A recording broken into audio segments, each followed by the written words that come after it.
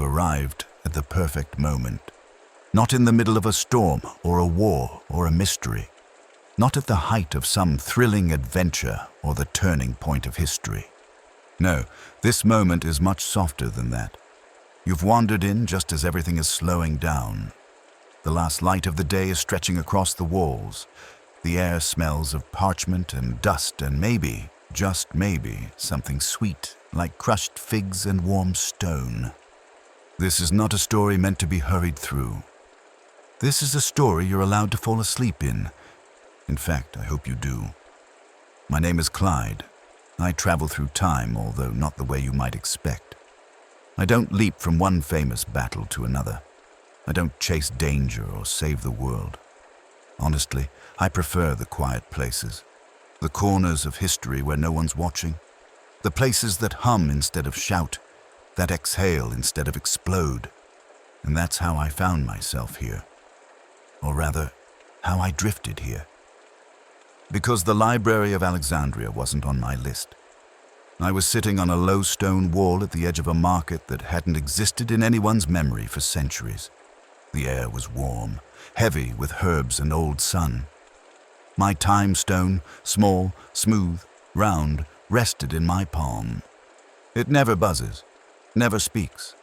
It just pulses softly when it's ready to pull me somewhere else. And this time, it did. Not with drama, not with light or sound or swirling winds.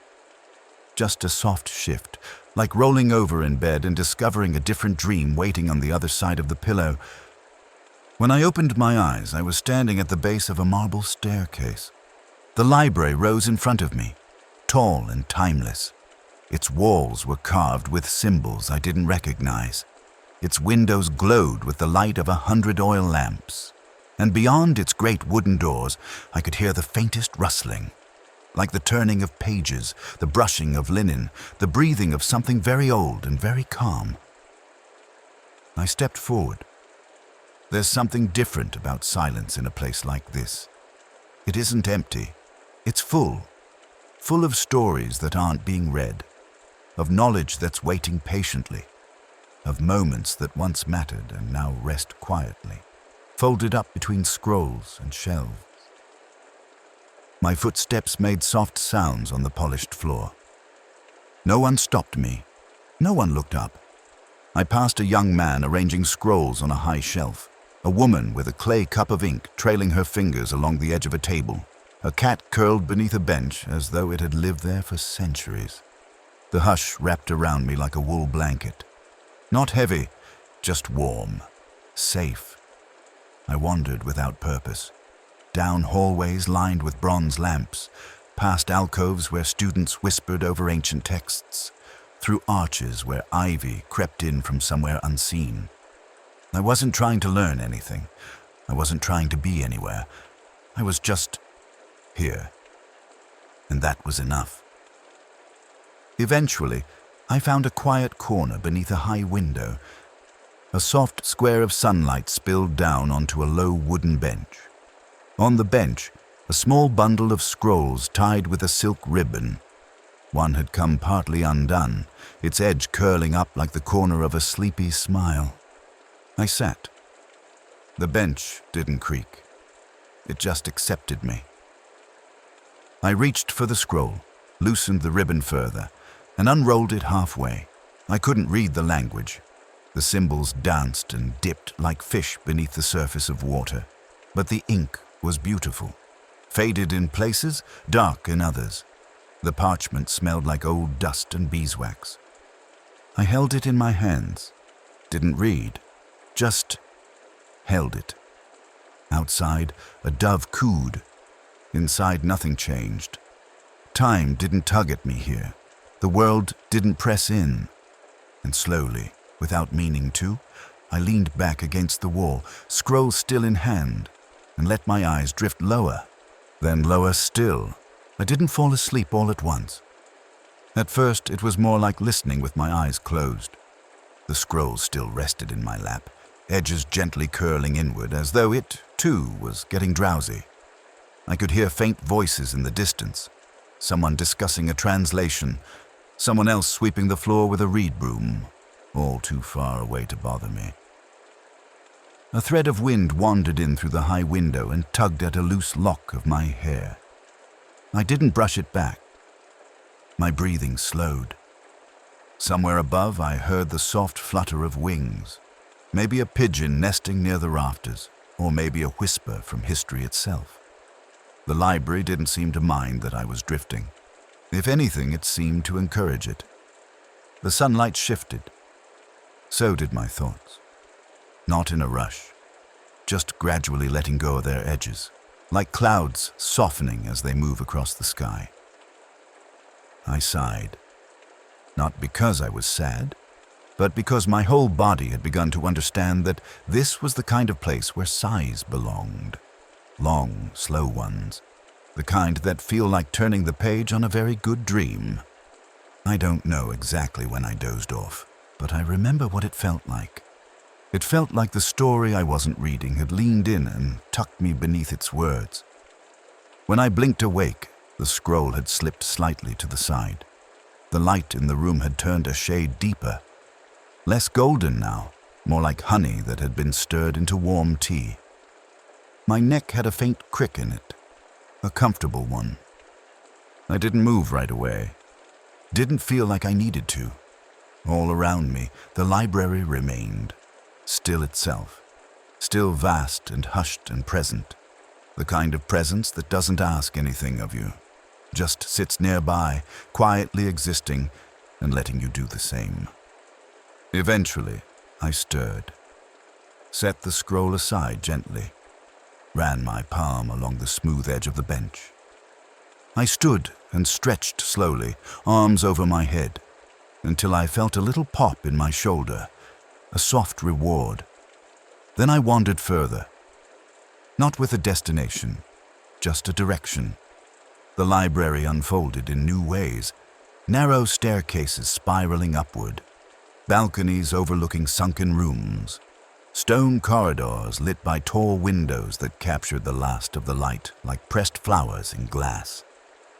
I passed alcoves with scholars reading aloud to no one, courtyards where fountains whispered over mossy stones, gardens tucked into corners where herbs grew in orderly rows, tended by unseen hands.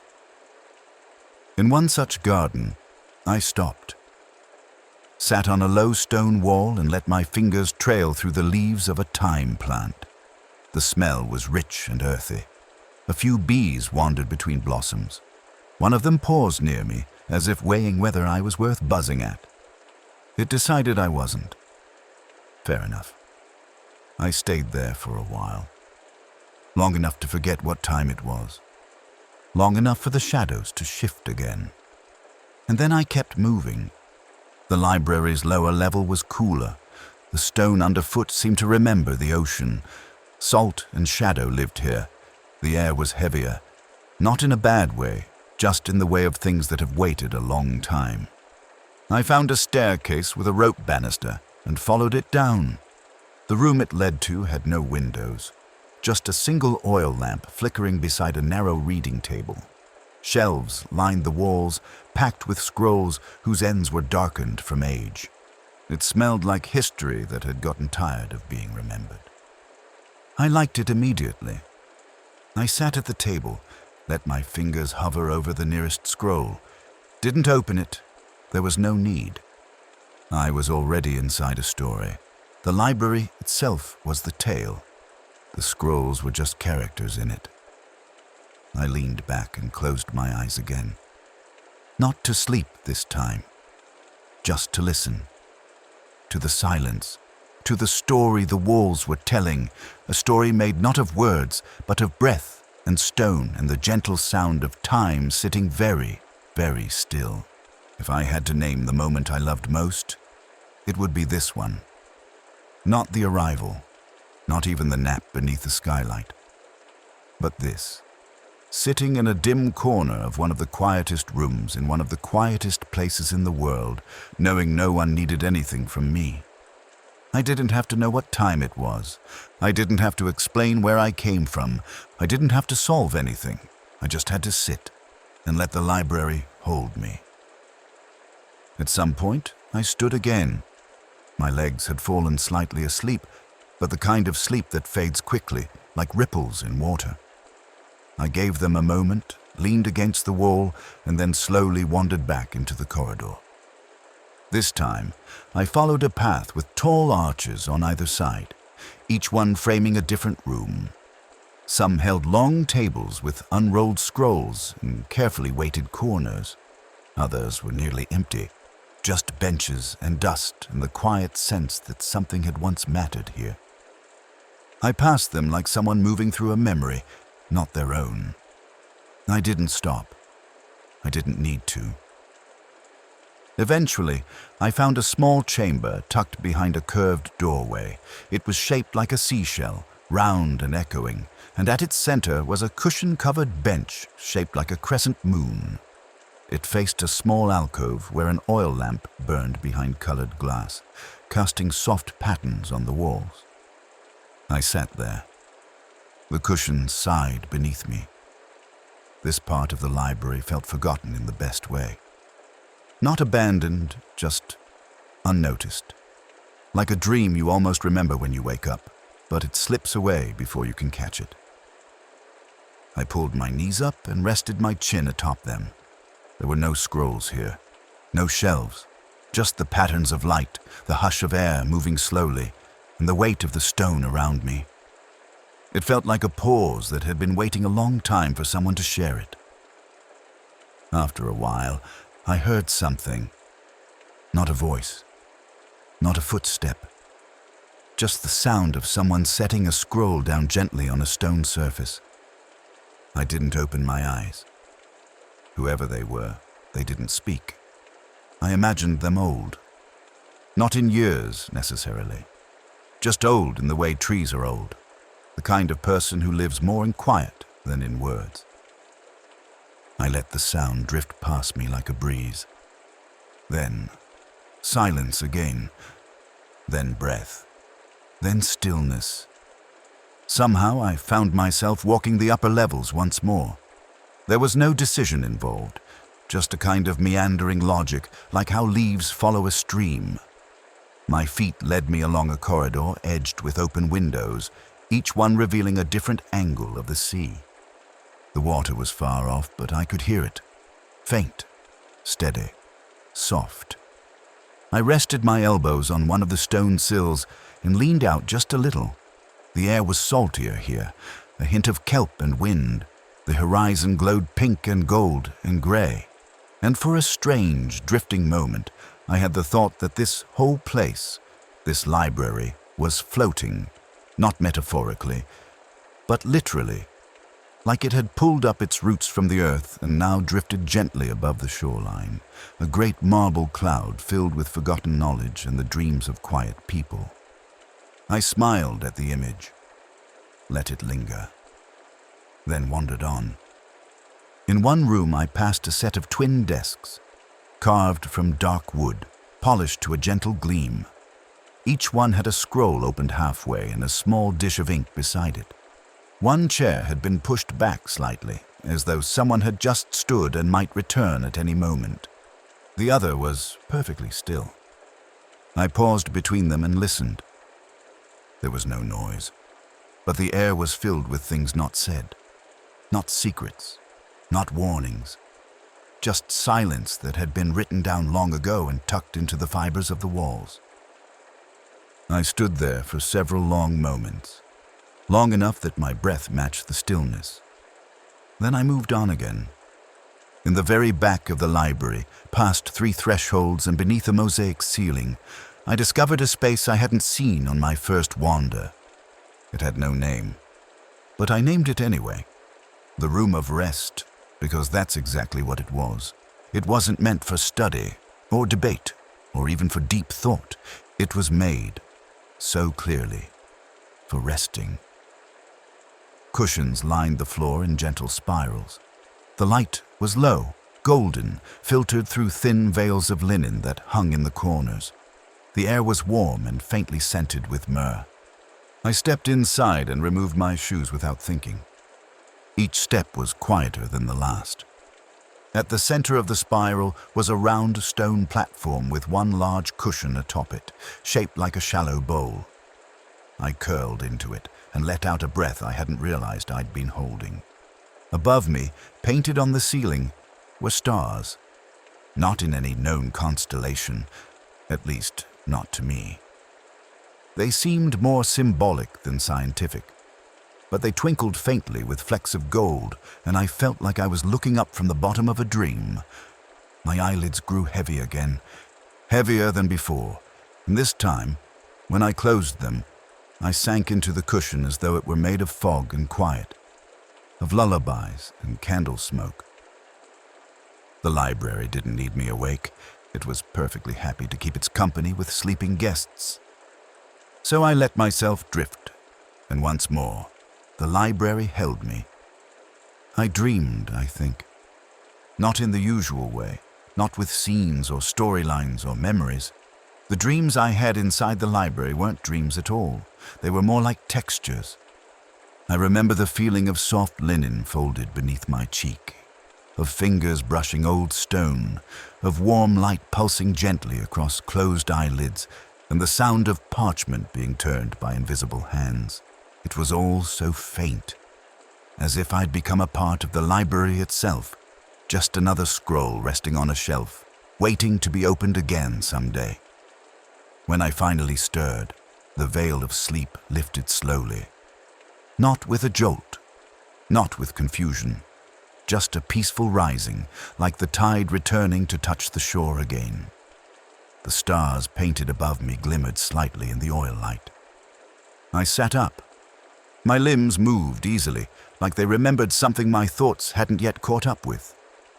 I stood, barefoot, and padded across the warm floor, tracing the spiral path in reverse. My fingertips grazed the linen veils, parting them gently. The air beyond was a little cooler now. Evening must have arrived while I rested. I found my shoes where I left them and stepped back into them without hurry. The soles felt familiar, grounding. They made the softest taps against the mosaic floor as I walked. I wandered again, this time not in search of anything new, but simply to revisit the places I'd already passed through. Like returning to a dream just to say goodbye. The library had changed in the way twilight changes a city.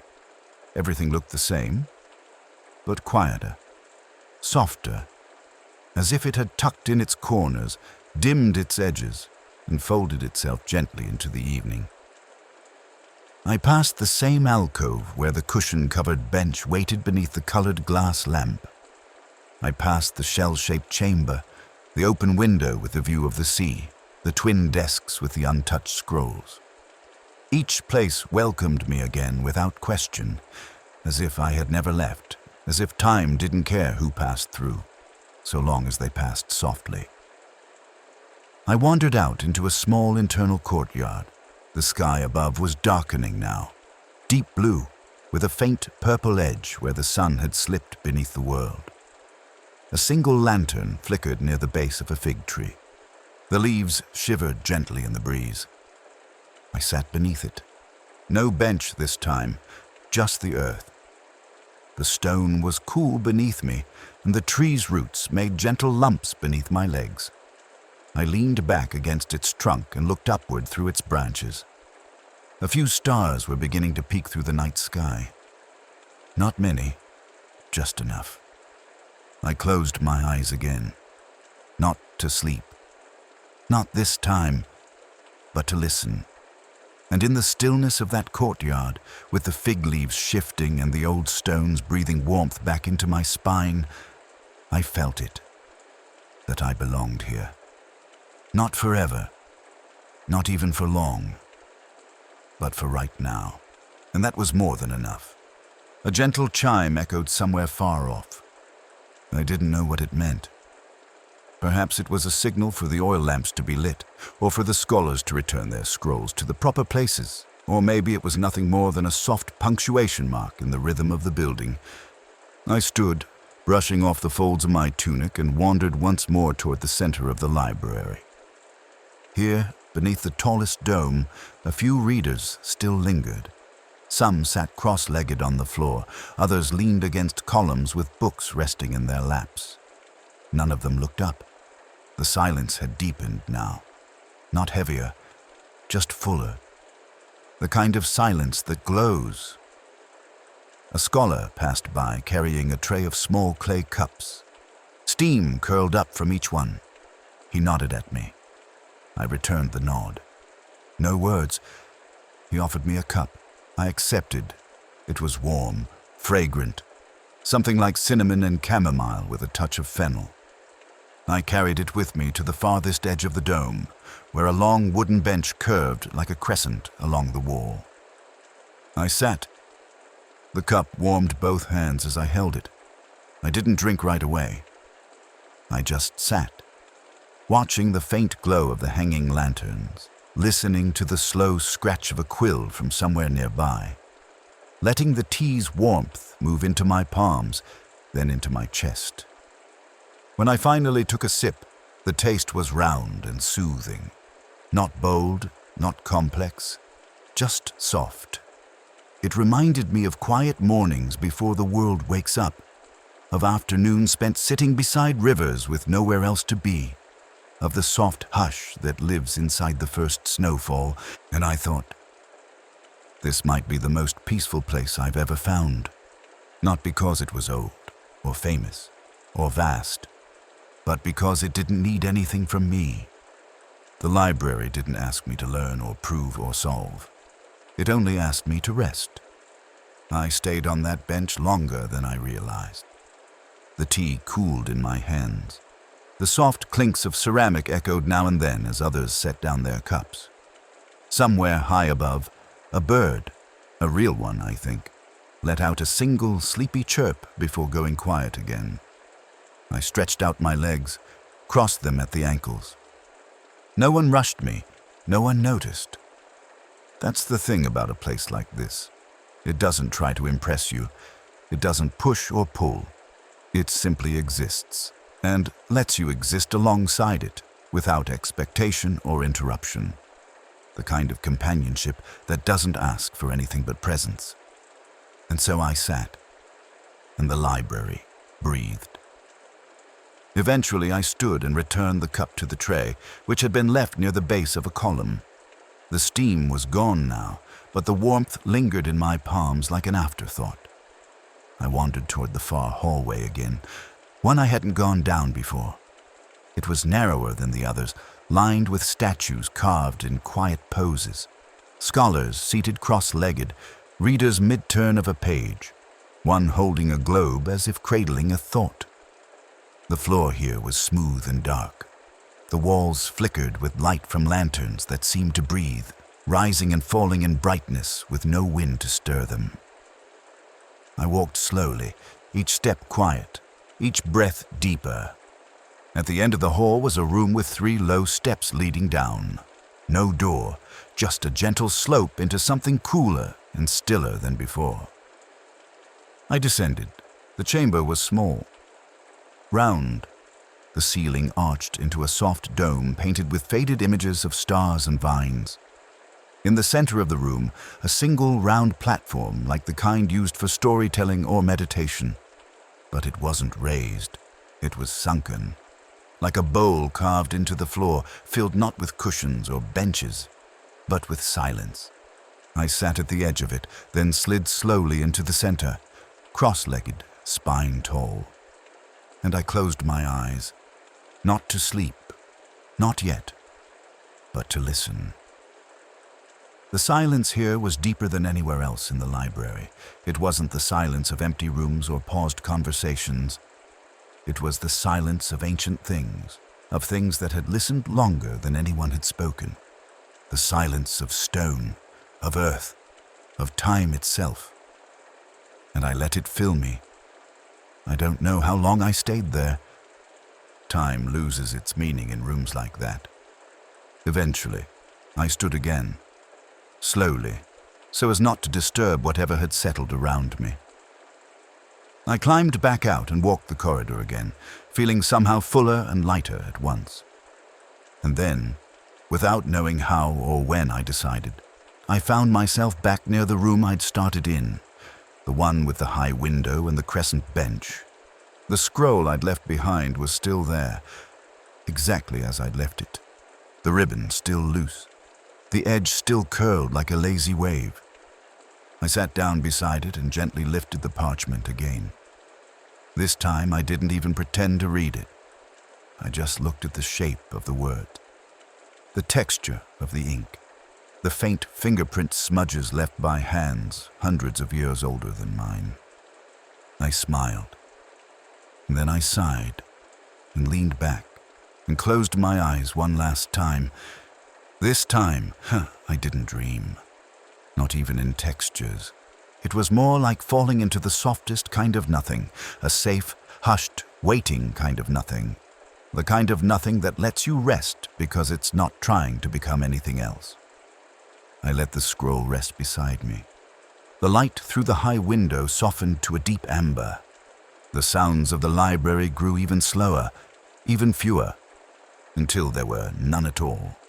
I don't know how long I slept, or if I ever really did wake up, because the next thing I remember is just the feeling of peace. That rare, quiet, weightless kind of peace you don't often find in the middle of your life. The kind that usually only visits in those strange, golden minutes just before sleep. But here, it stayed, wrapped around me like a blanket stitched from time itself. And the library held me, again and again. When I opened my eyes again, if I ever really closed them, I wasn't sure whether it was morning or evening. The light had that in-between quality, the kind that doesn't quite declare itself. Not sunrise, not sunset, just a soft golden haze that could belong to either. I didn't rush to figure it out. My body was relaxed, the way you feel after the perfect nap, the kind that seems to stretch both backward and forward in time. My neck no longer ached, my thoughts no longer wandered, even my breath felt simpler. The scroll beside me had not moved. Of course it hadn't. It waited the way the library waited, patiently, endlessly, without the need to be read to matter. I sat up slowly and rubbed my eyes. No one else was in the room. Just me and the words I couldn't read, and the hush of ancient paper. I glanced upward toward the high window. The sky had changed again, brighter now, perhaps. Or maybe I had. That's something the library did to you, I realized. It didn't just quiet your surroundings, it quieted you. I stood and stretched again, the same soft pop in my shoulder. The bench didn't creak this time, it just accepted the movement. I took one last look around the chamber, at the scrolls in their tidy stack, the shaft of warm light cutting across the floor, the patterns the dust made as it drifted in the air. And then I turned and walked out. Not quickly. There's no such thing as quickly in the library. Even when your feet carry you in a straight line, the building seems to curve slightly, to hold you longer, to offer you just one more place to sit, one more corridor to explore, one more reason not to leave just yet. But this time, I kept walking. Not because I wanted to go, but because I knew I'd stayed as long as I needed. I made my way back toward the entrance, not the main one, but the one I'd found by accident on my first wander through the place. It was narrower, quieter, framed by ivy and silence. As I walked, I passed other readers, some with scrolls, others with cups of tea, some simply sitting. None of them looked up, and I didn't interrupt them. It would have felt like interrupting the middle of a sentence. Instead, I moved as a guest does in a sleeping house, lightly, respectfully, gratefully. Just before I reached the ivy-framed passage, I paused. There was a small basin set into the wall there, filled with water. A mirror, really. I leaned in and looked at my reflection.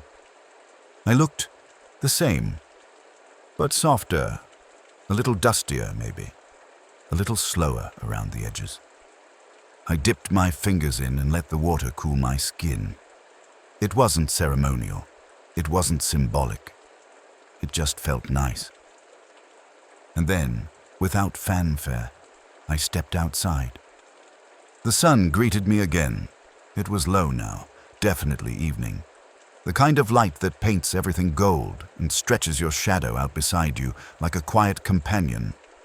I didn't shield my eyes, didn't hurry forward. Just stood for a moment, breathing in the air that somehow smelled both like the sea and like the pages of an old book. Behind me, the library stood as it always had. Massive, peaceful, patient.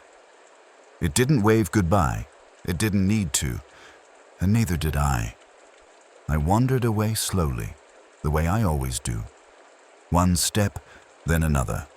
Back through time or forward, depending on how you look at it. The stone in my palm pulsed gently once, just once. And the Library of Alexandria faded behind me like the last sentence of a very long paragraph that ends not with a period, but with a breath. I didn't travel far at first. Not because I couldn't. The stone in my palm was humming faintly again, its slow, rhythmic pulse inviting me to let go of one place and land in another. But I didn't want to let go just yet. I found a spot nearby, a low wall half covered in moss, and sat there. The library was no longer in view, but I could still feel it, like the way you still feel the sun after you've stepped into the shade. I took the stone out and rolled it between my fingers. I thought about all the places I'd been, bustling cities, crumbling ruins, starlit deserts, snow-covered forests. I'd seen kings pace their war tents and children draw gods into the sand with sticks. I'd stood on rooftops as bells rang out news of empires rising and falling. But this quiet afternoon in a library that no longer exists. This had been something different. Not louder, not more important. Just quieter. Truer. The kind of moment that settles into your chest like a cat curling into your lap. Not because you called it, but because it chose you. I looked up. The sky had shifted from gold to indigo. A single bright star had appeared, hanging low and bold just above the curve of the horizon. I took that as a sign, and held the stone tight, and let it take me. When I arrived, wherever I arrived, it was colder. Not harshly, just enough to make me blink and rub my arms. I was standing in a grove of tall trees, their leaves already beginning to fall in slow spirals to the mossy floor. Somewhere nearby I heard water trickling, and I knew. This was not where the story was anymore. This was after the library, after the scrolls and the cushions and the candlelight, after the nap. And somehow I felt ready for whatever came next. But that's not where this story ends. No, it ends back there, in that place made of stone and silence and warm, sleepy air. So let's go back, just for a moment more. Back into the hush, back into the stillness, back into the place where the scrolls wait and the oil lamps flicker and the dust dances softly in shafts of golden light. Back to the library. Let's say, you're there now. Yes, you listening to my voice. You've followed me all this way. You've breathed in the same slow quiet. You've drifted through the corridors with me, felt the cushions under your legs, the tea warming your hands, the scrolls resting in your lap. You're in the library now too. You've earned your place. There's a cushion for you over near the window. The breeze is soft there. The light moves slowly across the floor. The air smells like old ink and new parchment. You don't have to say anything. You don't have to do anything. Just sit or lie down. Close your eyes.